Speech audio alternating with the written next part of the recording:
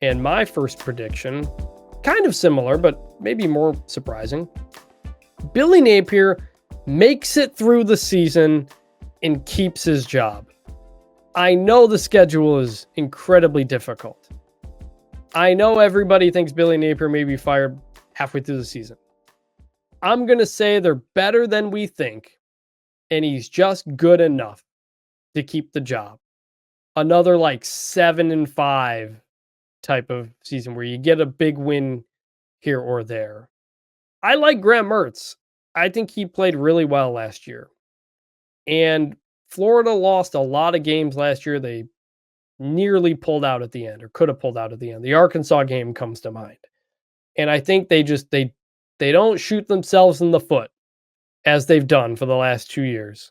They do just enough right where you think, well, he did improve the team.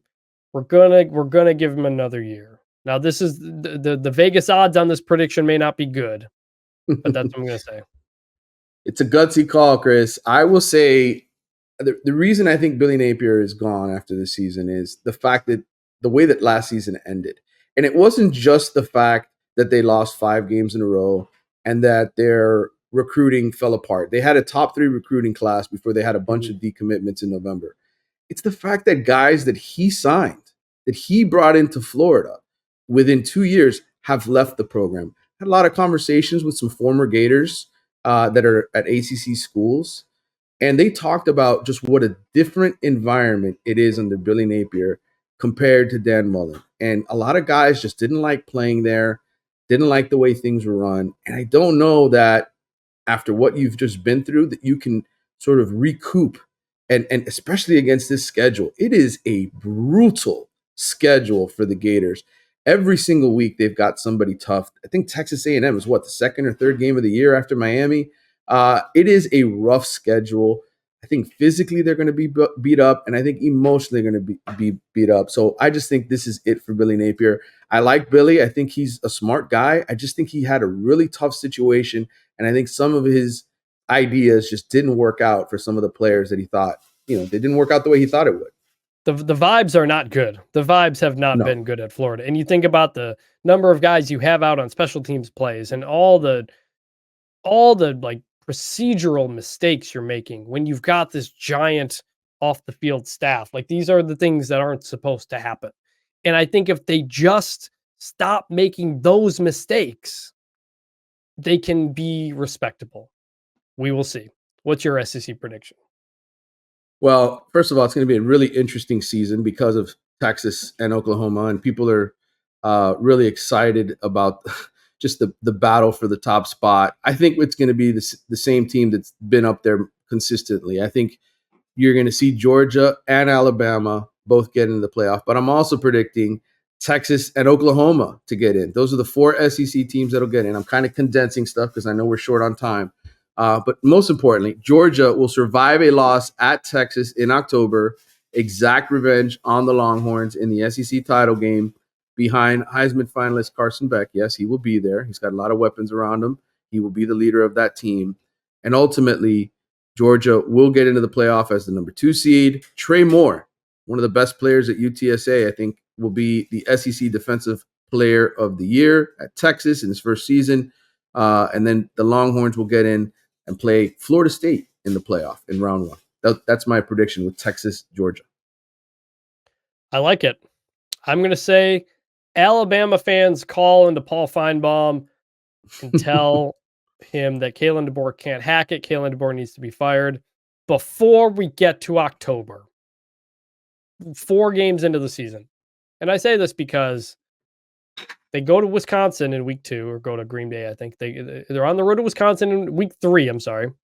Got USF in week 2. That was a tough game last year. Then you got Georgia on September 28th, week 4. And if you lose that game, people are not going to be happy. So I think Kalen DeBoer is very quickly going to face the pressure of being the guy who replaces the guy. Yes, he's facing it right now, but it's still that honeymoon period. You got some games there in those first 4 weeks that are pretty tough, and you lose one of those, or the Wisconsin game is close and you lose to Georgia after that, fans aren't going to be happy. And I think he's going to face that pressure, that hot seat, before we even get to October. Well, I think he will face some pressure because he is going to lose to Georgia and Oklahoma. That'll be the big upset of the year. I think most people aren't picking Oklahoma to beat Alabama, but they're still going to make the college football playoff because the SEC is the SEC. Alabama will get in as the number 9 seed. Crimson Tide are then going to move past Ohio State for the number 1 recruiting class in the country. Kalen DeBoer has really surprised me with how good they've done on the recruiting trail. Ohio State has a lot of guys that are from out of state that they've been able to pluck from the South, from places like Texas and Alabama. Some of those guys are going to flip, and in the end, Ohio State will have the 3rd best class behind Alabama and Georgia. When you live in the South, you got all that pressure to stay home. You might commit to a school like Ohio State early in the process and maybe collect a nice NIL paycheck, but ultimately you end up staying home, and I think that's what we're going to see here with some of these guys in the recruits, and that's why I've got Alabama and Georgia finishing ahead of Ohio State in the recruiting class. Yeah, Alabama right now, the number 2 recruiting class in the country, just behind Ohio State. They've got 5-star players out of 20 commits, and that was the big question. Can Kalen DeBoer keep that up? He'd never recruited anywhere near that level before, but also how much of the Alabama machine and brand was already in place. I think we're seeing a mix of both. Kalen DeBoer's doing a really good job. Alabama's still Alabama, and we'll see what happens as the season goes on and if they lose some games and how that changes the mindset. My last SEC prediction, the one I alluded to earlier in the episode. The SEC gets 5 teams in the first 12-team playoff, and everyone loses their freaking minds, and they go crazy over it. You're going to have a Penn State miss. You're going to have an Oklahoma State miss. You'll get Georgia, Alabama, Texas, Ole Miss, and maybe an LSU or somebody else sneaks in there. And everybody freaks out. This is SEC bias. You've got on that Saturday conference championship game, Greg Sankey is everywhere doing every interview and radio and TV hit saying the SEC should get all these teams in, just as he did a year ago. And I think we have a collective freak out that the SEC is going to get 5 teams into the playoff. That's 1 out of the 5 champions, and then 4 of the 7 at-large spots. I could totally see that happening. You know, we haven't brought up Ole Miss once in this conversation. I guess who are the 5 SEC teams you have getting in? Georgia, Alabama, Texas, Ole Miss, and then maybe an LSU or somebody else. Okay. I've got 4, as I mentioned earlier. I've got Oklahoma getting in. And I think Oklahoma is going to anger a lot of people. They're going to get in on the strength of beating. This is my last prediction here for the SEC. They're going to get in on the strength of beating Texas and Alabama in the regular season. But then they're going to struggle down the stretch, lose to Missouri and LSU. We talk about year 3. This is year 3 for Brent Venables. They won 10 games last year. They've got one of the best young quarterbacks in the country who played well, I thought, in the bowl game. I think Oklahoma is going to be that 4th SEC team that gets into the playoff. Even though they lose a couple games in November, they will backdoor their way in, but they will get in on the strength of facing an SEC schedule, which is really going to anger Mike Gundy and everybody else in the Big Ten who gets passed over. But I think it's 4 spots, not 5.